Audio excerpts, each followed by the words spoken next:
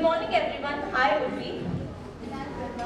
Welcome you all to the mentoring session on gender sensitization, behavioral modifications to create equality. Gender sensitization is a process through which we intend to create an awareness regarding gender equality issues and bring modifications in the behavior and views that people hold about themselves and other genders. This process helps in examining people's personal attributes and beliefs and questioning the realities they thought they know. To take up the session, we have with us our honorable guest, Dr. Shashi Rani Dev, Assistant Professor, Department of Social Work, University of Delhi. She is the Director of Child Counseling and Adolescent Wellbeing at Department of Social Work. She is a member of various committees of DCW and Department of Women and Child Development, Government of NCT Delhi. She has numerous publications in the area to her credit. We welcome you, ma'am.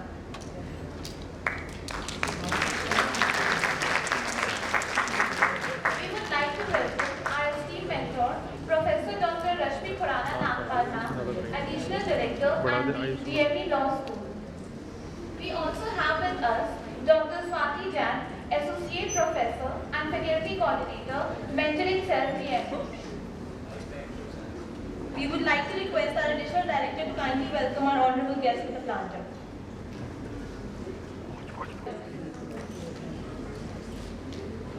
Very good morning to each and every present here.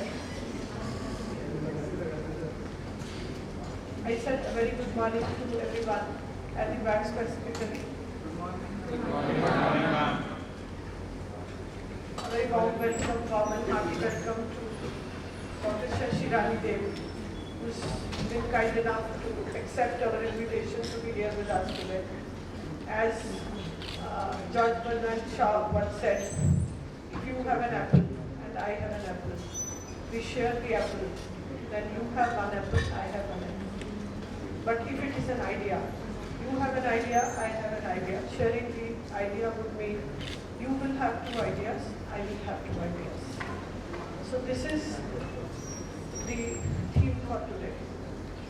We would learn all about the topic of gender sensitization from her, she being an expert in the field.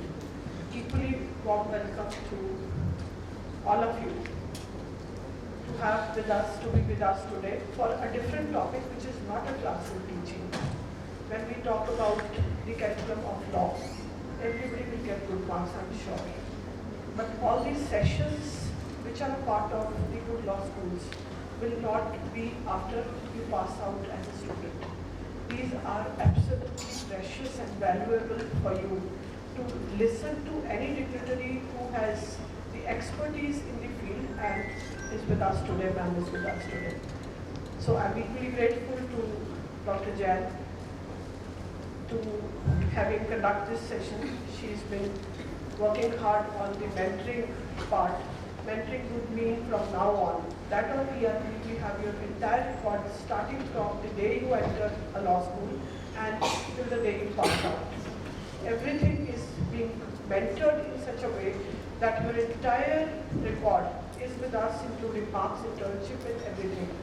So many thanks to her for organizing this session, to the faculty colleagues, to OC members. Now, what little bit I know about, ma'am is closely working with NGOs in Delhi, with Delhi government departments also relating to the work that she is doing, a commendable job. But what I know as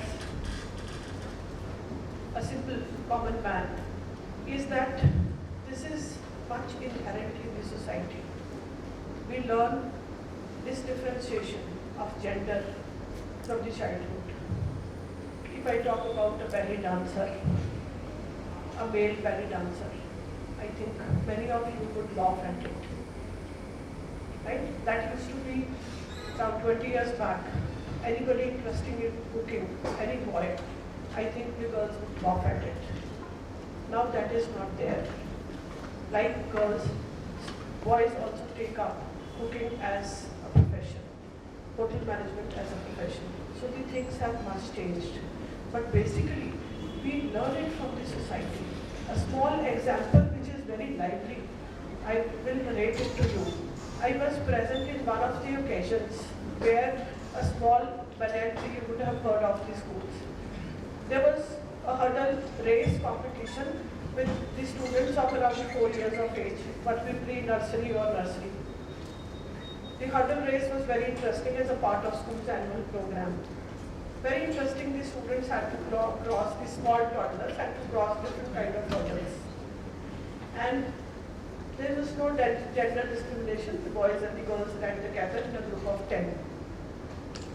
Then a girl won. After crossing say 200 meters of hurdles, different kind of hurdles, the girl won, the boy stood second. And the moment he was very happy, a small trophy, a small medal, came running to his father, mom and dad. Obviously the small children are so excited that he got a second prize. And the father was of course happy, mother was also happy.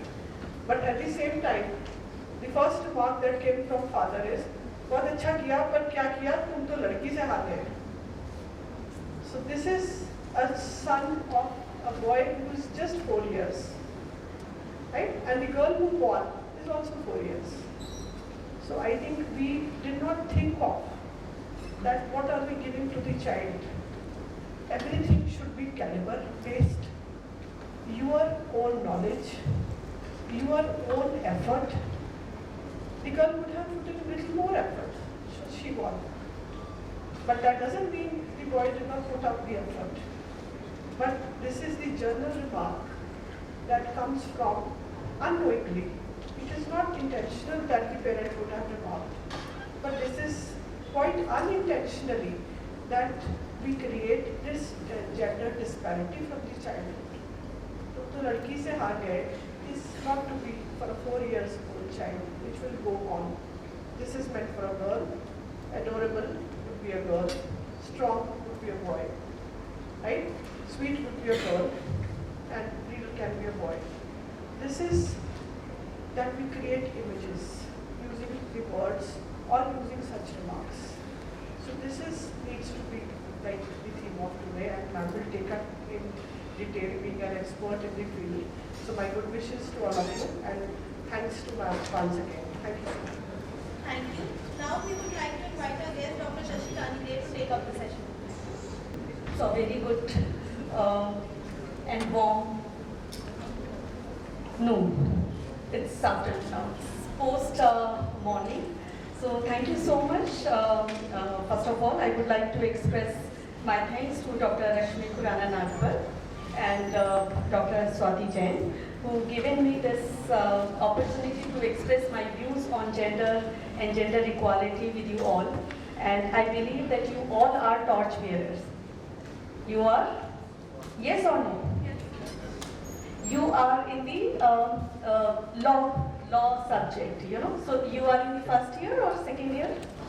First year. So you are not a torch bearer? How many of you think that you are a torch bearer? Let me start with, do you really want me to give you a lecture on gender discourse, or do you want me to interact with you with the idea of gender discourse? Interactive? Right? How many of you think that it should be an interactive based lecture? Interaction based lecture. How many of you think? Some people are still looking at the mobiles. You can take your selfies, your pictures. Just give attention for a minute. थोड़ा सा gadget से दूर ले जाएंगे. If I'll be bilingual, it is okay? To all of you? So do you really think you are a torch bearer? Yes or no? Yes. How many of you think that you are a torch bearer? Confidently, raise your hand. Don't be scared of your faculty member who is sitting here. They are not going to assess you with your responses, I believe. How many of you think that you are a torch bearer? Still, some people are confused. थोड़ा जोर से हाथ खड़ा करें, थोड़ा अच्छे से हाथ खड़ा करें. It's like that. I'm a torch bearer. How many of you think that you are a torch bearer? One more time. I am going to raise my voice. How many of you think that you are a torch bearer? Now you have to say along with me, I am a torch bearer. So if I will say, right, I am a torch bearer, You also have to say if you believe that you are a torchbearer. You all understand who is a torchbearer? No? मशाल लेके आगे कौन बढ़ता है? जो leader होगा, जिसके अंदर हिम्मत होगी, जो थोड़ा कुछ अलग सोचता होगा. कितने लोगों के यहाँ पर हिम्मत है? बिकॉज आप तो लॉ पर्सन हैं, आपके पास तो हिम्मत ही हिम्मत होगी, बिकॉज नॉलेज है ना? So ready, 1 2 3. Again, I am repeating the question. How many of you think that you are a torchbearer? I think that I am a torchbearer. If you are thinking like that, just raise hand along with me. I am a torchbearer. Say it loudly. No. I am a torchbearer. Very good. Again, I am a torchbearer. Loudly. Loudly. That's the first thing. If you are having a power, you need to express your power also. You need to know how to express the power. If you are hesitating in expressing your power, whatever the thought you are having in your mind, we are not talking about whether you are really, right in believing that you are having a power, or you are hesitating just because you don't know whether I am confused or I really know anything about gender, or really I am thinking in a right direction. Don't be afraid of that. We are in the journey of learning. Nobody is perfect in this world. If somebody is making you to feel that you are imperfect, your imperfection will lead to perfection. If you believe in that, yes, I need to make my perfections according to my knowledge. And you all are law people. And I'm really, really happy that I'm interacting with the young minds who are pursuing the law. Because gender discourse is directly related to justice. Gender discourse is directly related to your preamble, the Constitution of India, which you are studying. Gender discourse is related to majority of legislation. You name the legislation and you will find there is a component of gender discourse.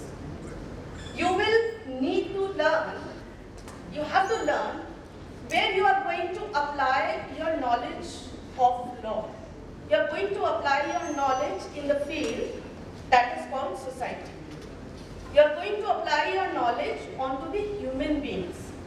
The very idea of legislation, legislation for whom? Law is for whom? Who build up these laws? Society or any alien people on the land that they have built up this law? No. The domain, this academia, it's growing up because people started thinking about how to discipline the society, how to maintain the decorum in the society, how to maintain the idea of dignity and equality in the society, and therefore you will find the genesis of law is there.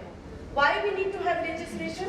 Because we need to define what is right and what is wrong, what is justifiable and what is injustice. Unless you won't have the idea of right or wrong, you cannot apply any legislation. Any judge, when they are passing the judgment, they believe in the idea of what is right and what is wrong. What was right and what was wrong in the past, what is right and what is wrong in the present, and what will be the right and what will be the wrong in the future. So it's not just about what is happening in the present time. It is also about the past. What Mills said in 1962, if you have to look at the society, you need to go to the past. You need to assess the trends of the society. How people are lived their life, how they are behaving, why they are thinking in such a way, okay, we need to have certain things in the life, we have to arrange certain things. But why we need to run the society from the very idea of disciplining the society? Why we need to have legislation? These laws are telling us that we need to maintain the idea of justice. Now, justice for whom? We are talking about justice for human beings, justice for our nature, justice for the environment in which we human beings are living together. It's a communal life. When I'm saying communal, it means a sense of community. Whether you are talking to the global people today, or you were associated with some local people yesterday, today with the help of technology, we can make alliances, we can create networks with the global society, and that is how we create our communities. Now this very community of human beings, how we are going to have the idea that what to do with our affairs, what to do with our identities, and gender discourse is about that. Okay, please move to the first slide. Now, this is not just about men and women. It is beyond that. Professor Rajni already set the tone for the discourse today. How we look at a particular human being, it's not decided by the biological appearance of that human. It is decided by how society makes us to look at that particular human being. If somebody is dressing in a particular manner, you look at the person and then you believe, oh, this person, I can relate with this person because this person is coming from my culture. This person is coming from my community. This person is coming from my land. So cultural context makes you to feel relatable with the other person. Right?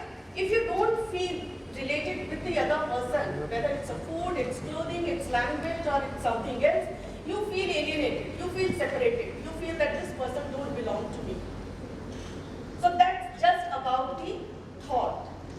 The moment you get associated with the other person, with the idea of justice, this very idea of justice creates a community which is very disciplined, which is believing in the idea of dignity of each and everybody. If I believe that you need to give attention to me, I need to give attention to you also. It cannot be one-sided. If teachers are believing that the student should listen to me, I also need to listen to my student. Then only a perfect relationship will be created. That cannot be one-sided. Teaching cannot be one-sided. Preaching cannot be one-sided. If we want that society should be, disciplined, right or wrong का sense सब में होना चाहिए, but उसके पहले क्या मुझ में राइट और रॉन्ग का सेंस है? क्या मैं समझ रहा हूँ या नहीं हूँ, या जिस भी जेंडर से आप एसोसिएट करते हैं, क्या उस कैपेसिटी में हम दूसरों के साथ एसोसिएटेड फील करते हैं? That the very first question should come to our mind. Gender discourse is about protection of basic rights of human being. What all are the basic rights? You are a law people, you all know. Right to survive, right to survival, right to life. It's a first primary right. And Article 21 of the Constitution of India, it's the supreme article, combines each and everything, which is providing explanation to each and every other article, other fundamental rights. It's a supreme article. It covers everything. So right to life is the primary thing that we need to understand from a very gender discourse, point of view. Now, right to health. Because of gender discrimination, are we violating the right to health of certain communities, certain sections? Or to the people that we need to assess? Or we are getting party to that violation of right to health? Now, right to education, right to shelter, right to employment. These are the very basic rights of human beings. In present context, and yesterday also it was these were the very basic rights. Right? The discourse is about power. Who's holding the power in the society? Right now we are sitting in a binary. A teacher, an expert, or the external is coming and having the power. The faculty members are sitting, they are having the power. And the student, they are also having the power. But who is supreme here? We have created the hierarchies. But these hierarchies should have certain purposes. It should not be just to maintain unnecessarily discipline or unnecessarily, the power onto the other. That will call the abuse of power. These hierarchies to maintain the systems, not to stop the systems, not to exploit the systems. So if we are here divided into binaries, being a faculty member or being a student, obviously one will be in the power because of their authority. But doesn't mean that that person start abusing the power onto the other. And that is how you people are also having the power. Now, if I will ask you a basic question, how many faculty members are sitting here, Dr. Swati? Must be 3 to 4, 5, 6 faculty members. And how many students are here? Around 300. Who's having the real power? 300 students or 4 or 5 faculty members? Very common sense. Who's having the real power? Students? I'm happy somebody said students. How students are having the power right now? Obviously the number. Yes, obviously the numbers. I'm really happy. Can you please clap for this girl? I'm really impressed because I think she's trying to say if 300 people will start in one direction, 5 faculty members cannot do anything. Right? But that will be the appropriate use of power? No. So it means the 5 people, those are sitting here, they have thought something for the benefit of the student. Unless the students won't get associated with that other faculty member. You know, the less number, you know, the fraternity, the faculty, there will not be real power. वो power को abuse करना होगा. सो gender discourse भी ऐसे ही है जब majority में बहुत सारे लोग कुछ लोगों के लिए कुछ बातें सोच देते हैं. So the majority of the population is abusing the power on to the certain population. This population अगर मेल और फीमेल की बाइनरी में भी अगर हम जेंडर को देखें, so we are fighting for 33% reservation in the parliament, right? 33, you must be aware. It's a general knowledge question. और political seats के लिए 33% reservation women are asking in the parliament. What is the population of women in the country? What is the population of women in the country? 50%. If 50% population is asking for 33% reservation, why? Somebody can ask why? Why 33%? अगर यहाँ बराबर mail और female हैं, तो हम कहें कि अगर 50 फीमेल हैं और 50 मेल हैं, तो 50 फीमेल में से सिर्फ 30 फीमेल हॉल में आ सकते हैं. Are we asking this from our country? Yes, we are asking this. Because still 33% is a target, it's a struggle, it's a fight.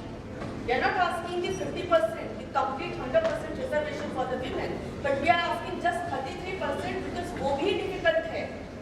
अगर आप इस एग्जाम्पल के तहत देखें कि हम सारे गर्ल्स को बाहर भेज दें 50 को और 50 बॉयज़ को बाहर खड़ा करें और 50 बॉयज़ को अंदर आने दें और 50 गर्ल्स में से कहें कि आप में से सिर्फ 30 लड़कियां अंदर आ सकते हैं या 33 girls can enter in the hall, वो भी स्ट्रगल है. That's the idea. Inclusion versus exclusion. The debate is about whether we want to be inclusive, we want to have everybody in the society, or we want to exclude certain sections in the society. Gradually we'll see how we are going to exclude. We want to promote the interest of the people or the human beings, or we want to oppress them. We want to exploit them. We want to abuse our power onto them. Flexible or rigid. When it comes to gender, certain ideas are very rigid. Women can be like that only, or girls should be like that only. That's the idea of rigidity. Today, the women can join the army.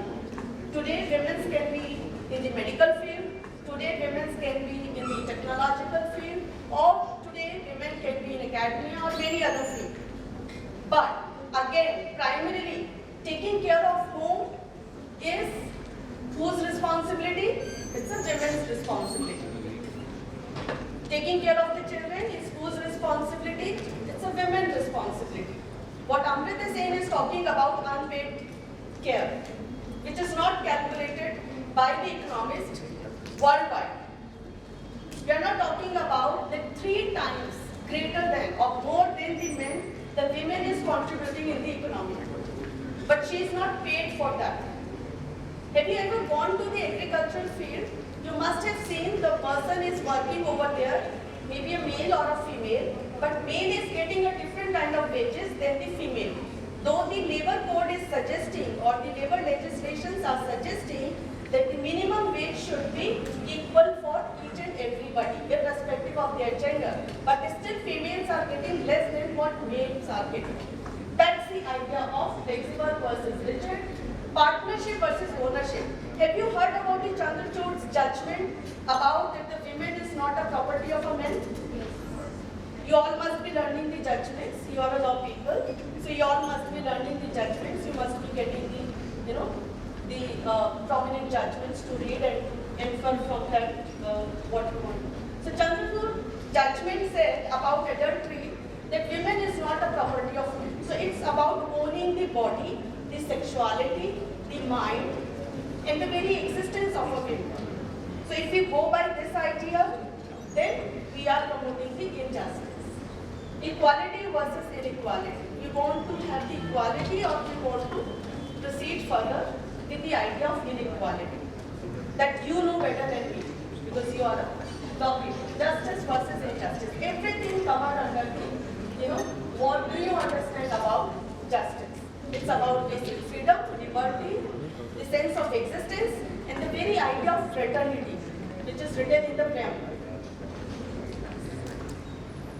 Are you aware about Sustainable Development Goals? Yes. You all are aware about. Can you relate any particular goal directly which is linked to the women? Or these are the global Sustainable Development Goals for every country. And India is also related to that. So, no poverty. How many women are owning the properties?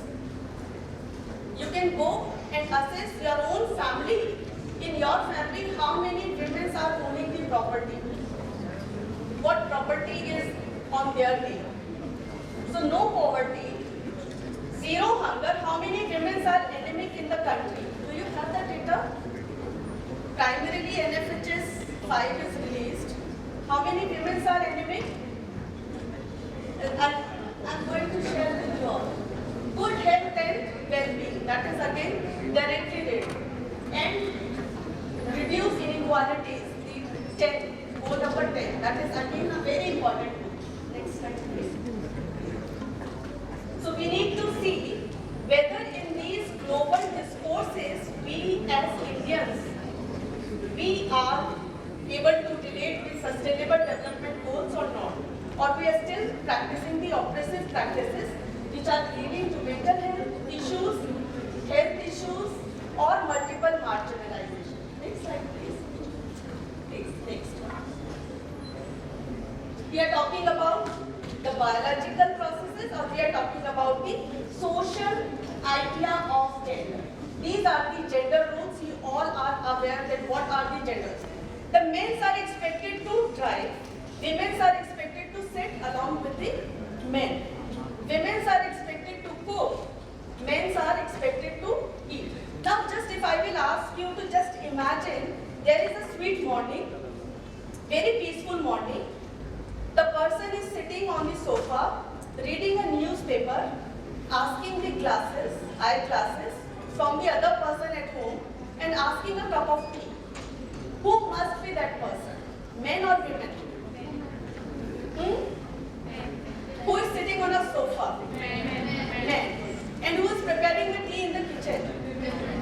Women. So these are the cognitive images. If we will reverse that role, the women is sitting on the sofa. You just imagine about your mothers. If they will sit on the sofa, they will ask your father to prepare a tea. What will happen to your home? God bless you all. Gender stereotypes. Women cannot run. Women cannot fight. Right? Generally, under the alcohol and intoxication, domestic violence is related to, yes, that people are, beating the wife because they were intoxicated. They were under the impression of alcohol. Have you ever heard any women who is consuming the alcohol and beating the husband? Have you ever heard that news in the newspaper or in the TV news?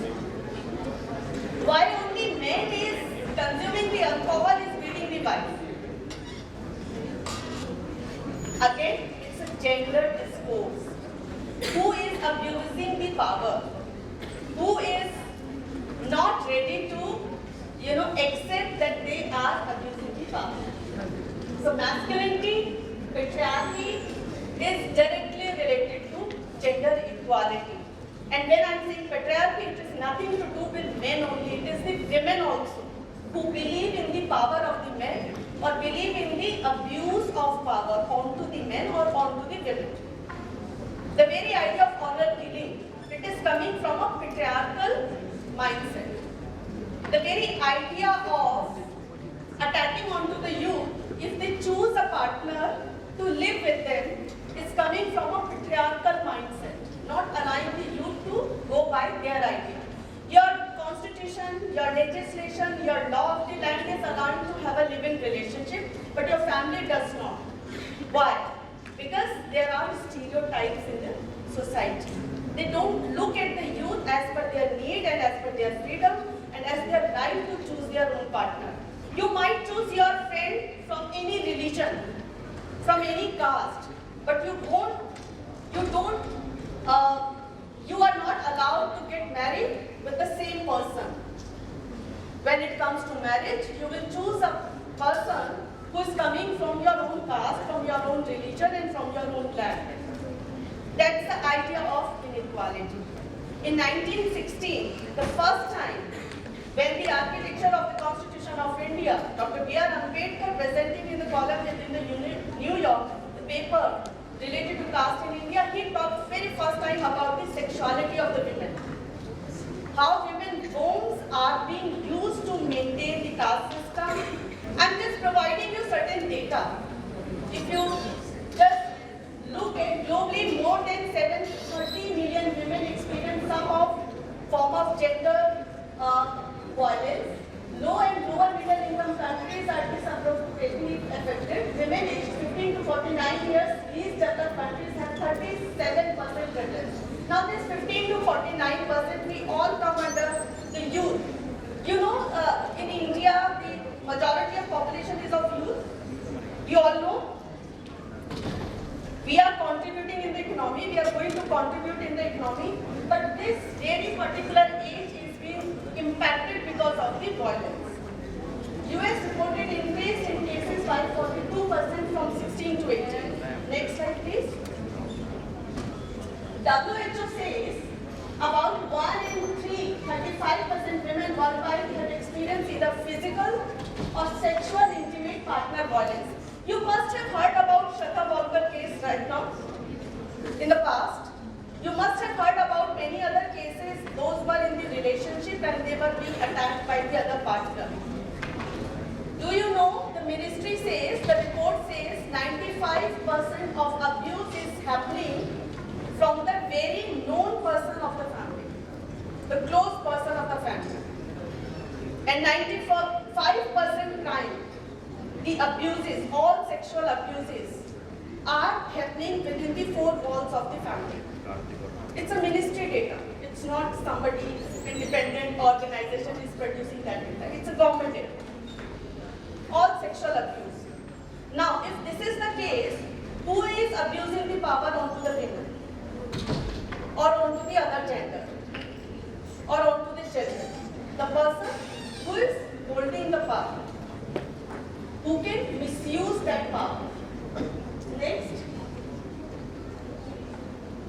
Karnataka, Bihar, Manipur are the main states which are contributing in highest rates of spousal violence. This is again. Now the alarming thing is that over 2,300 domestic violence complaints were filed with the National Commission for Women between January to May 2021. I'm talking about the lockdown period. We all know, and popular saying is that home is the safe place for all the people. But within the home, when we were at the home, what was happening in India, we have that data. Next slide please. Now, 82% never sought help. So for the lawyers, if people are not coming to the lawyers, where they are going? If in case of crime, they are not coming to the lawyers, where they are going? Can you reply me? Anybody? From the last side, from the last batches, last lines, anybody? If women are not going to the courts, women are not going to the lawyers, women are not going to the police system, they are not seeking the help, where they are going? Family? Nowhere. Nowhere. So there is no help available for them. You are saying, despite the fact there are fundamental rights, despite the fact legal remedies are available, despite the fact lawyers are available, police stations are available, but women are not able to, 80% women are not able to seek any help from any system. That's the situation. That's the, main component of gender discourse. So now you look at these states and you will find it is more than 70% that women are not seeking help from anybody. Next slide, please. Next. Now, we are talking about dignity. I would like to have some volunteers from the group if you are ready to participate in certain activities. Anybody who would like to volunteer and would like to come here in the power domain? So you are ready to listen what I am going to say? So let us test our knowledge about, I am naming the colors. Pink is related to whom? Girls or a boy? Girls? Both. Pink. How many of you are able to relate with the pink? Pink. For boys or for a girl? Both. Both? Good. Very good. How? How? Colors cannot define Please listen to your colleague. colors never define your gender. Gender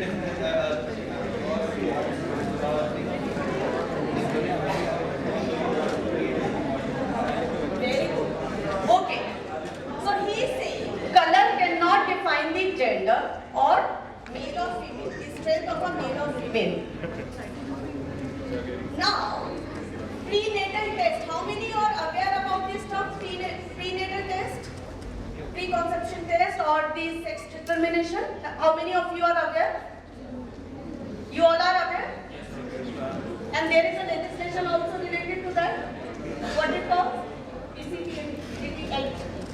So now, if you will go to the doctor, now I am telling you, pink is not related to girls only. You are saying this.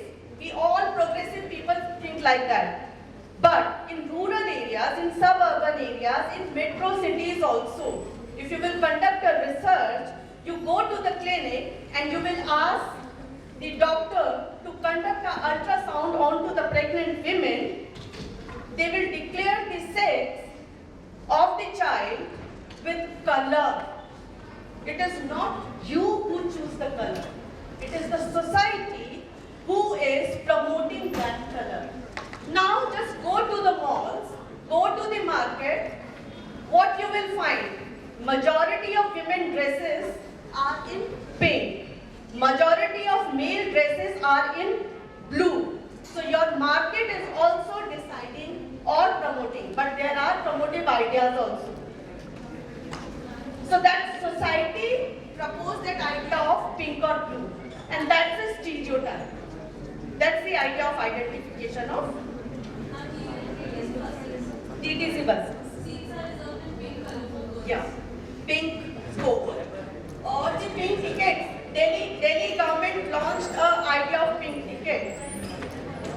So rather than going for a identity, it's a color which is being promoted.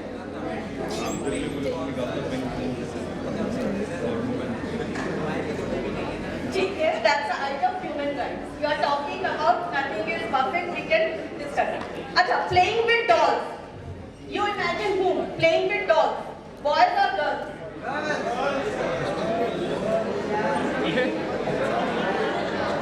प्रधानमंत्री जी तो कह रहे हैं selfie with daughter. हाँ? Dolls, playing with dolls. Very progressive, you are. But they are saying girls. So gender is nothing to do with male or female as such. It is basically LGBTQ plus all inclusive gender. We are talking about oppressive ideas, not about that male are being oppressed or the female are being oppressed, but data primarily, the data or the research or the government reports or international reports primarily suggesting that women are more exposed to violence in comparison to men. That's the first argument why we are talking about. When you are aligned with the idea of justice is for whom? Idea of justice with the person who is already privileged and can get the support system or the person who is alienated. So from that viewpoint if you will look at, so primarily it is coming that women. So I have actually, in what context I am talking about gender discourse, I have given a sentence from that very context I am speaking about. Ma'am, if we talk about privileges, women have more privileges than men. Women have many of rights. Even society also supports women. There are between men and women. Women is always supported because they think women are always right. It is not like that. Women are also wrong. Men are also right. It is also always a mindset that women is always right. It's not that. It should not be like that. If we talk about privileges, there is case not here. Some parts of India are women choosing. They are going to make it a woman. Why don't men get these kind of privileges? Why don't men have exclusive parts of Delhi? Why don't they have exclusive seats in metro? Why don't they have exclusive seats in very important. If you will, अगर आपने सुना होगा इनका सवाल बड़ा महत्वपूर्ण सवाल है, क्यों विमेंस के लिए सरकार इतने सारे अनाउंसमेंट करती है? मैंने इसका जवाब आपको देने का कोशिश किया था, अगर आप रिलेट कर पाए. The percentage of the population is what? Division. 48.39% of women and then men, right? So हम कह सकते हैं almost half है. Now, primarily अगर आप देखिए political decisions और for any political party अगर वो अपना वोट बैंक को देखती है, सिर्फ वो मेल्स पे फोकस करेंगे and primarily males are more vocal about their political alliance than females, they have to catch that segment to get that political association for themselves, and therefore you will learn about the schemes like freebies, pink tickets or many other. I am not saying this is not going to favor the women, but many a times now from past few years you will find every political party is announcing some or the other schemes for women, for girls. Why? Because the population youth is also in majority. So the political parties are looking at the youth from a very viewpoint of vote bank, and the political parties looking at the women from a very viewpoint of vote banks. And therefore, your question is very pertinent because you are talking about why there are so many benefits. But other than that also, in a viewpoint of justice, from the viewpoint of human rights protection, if there are people from a very particular community, those are deprived of certain things, irrespective of their gender. It's not just men and women now in gender discourse, inclusive all genders. They should get the benefit of state welfare schemes. So don't take this, PPT in a binary. In the first very slide, I said this discourse is not about men and women. It is about how society look at the men and women. How being educated women are being asked to sit at home and not the men to exercise their capabilities. Why employment rate and the employment participation of the women is different. If male is allowed to work while females are not allowed to work. From the family side, why the household chores activities are primarily onto the women. These are, now, domestic help, primarily you will find women are employed. Cooking at home, primarily you will find women are involved. But when it comes to restaurants, property. So from a business viewpoint also we need to create equality so that everybody, all gender, irrespective of their biological differences, should get that entitlement of freedom of business, employment, health, education and many other things. So if you will go by the data, then I think you will be able to associate yourself being a lawyer with whom you need to, stand. Anybody, if men is deprived, definitely you have to fight for a man. Adultery, जिसमें कि आया है कि women is not a property of men, but women are not allowed to harass the women. You read the later judgment part, the last paragraph of the judgment. It is very clearly written, any woman who is harassing a man within the marital relationship will be punishable. They will also get the punishment. They cannot abuse their position to have extramarital affair and to abuse a man. So it's not like that. Fundamental rights are provided to each and everyone. So in that way we are maintaining the balance. Right. Few more sentences, just a few minutes, and then definitely. Okay. Taking care of children, whose responsibility? Men or women? Both. I'm so happy you people are so progressive, and please spread that information back home also. If you are having that good idea, but your family is not having, or your society is not having, or your community is not having, please spread that idea. That's the idea of educational institution, that they are progressive. Okay. An astronaut. Both. Very good. Caring physical appearance. Anybody can be a good looking. Who is running the fashion industry? Male or a female?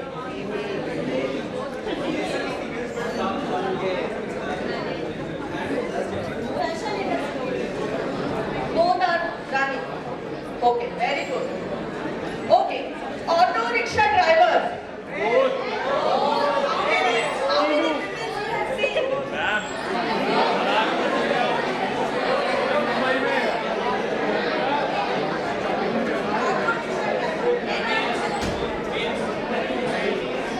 As a whole, males are there. I'm both. Auto rickshaw driver? Yes. Percentage, how many women and how many men?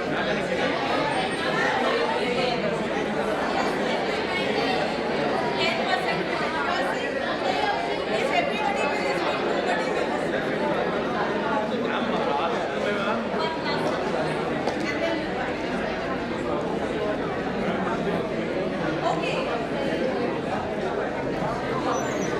How many women own the vehicle? I'm 30%.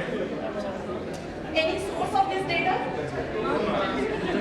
From where 30% is coming? I'm road over there. Your observation?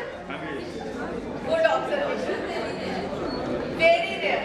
How many women owning the vehicle? I am asking the vehicle. They must be sitting in the vehicle. They must be driving the vehicle. How many women are owning the vehicle? Very less. So I am talking about this transportation also. And therefore you will find the seats are being reserved in the public transport. That's the idea. That's the idea. In case of driving, we men are called as rash driving, but females are called as inexperienced.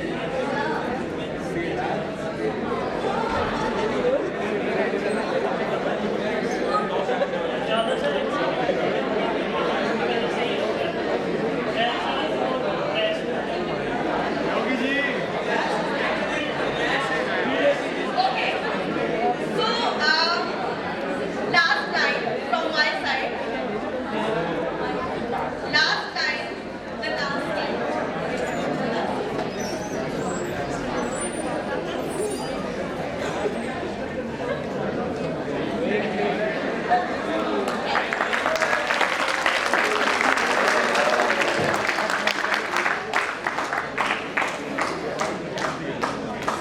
So, the idea of gender discourse, again I am saying, it's not about men or women, it is about human beings. The idea is not that women are superior, the idea is not about that men are superior, women should get more power than the men, it's It's not. This fight is not for that. The fight is for right to equality. The fight is for the justice that everybody